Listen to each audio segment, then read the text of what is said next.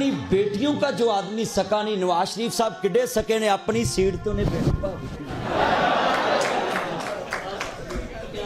ये इज्जत है ना, बेटी को इज्जत दी है ना।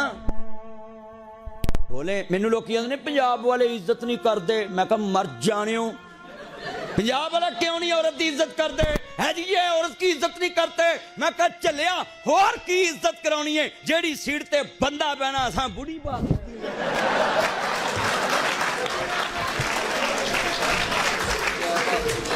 हुण कोई कसर रह गई है। अब ये मेरी जितनी बहनें बैठी, कभी हमसे शिकवा ना करना कि औरत को इज्जत नहीं देते, हमने तो देखें अपनी सीट औरत को दे दी। हुण वखरी गल वापस करे ना करे सानू की है। हुण मैनू लगदा तुहाडे मेरी जिंदगी च हुण सीट वापस नहीं होनी, ये अल्लाह इंज ही काम चलेगा। ते शेर नू पंजाबी च कहंदे अपनी ताकत दा पता ही नहीं, इत्थे पता हैगा।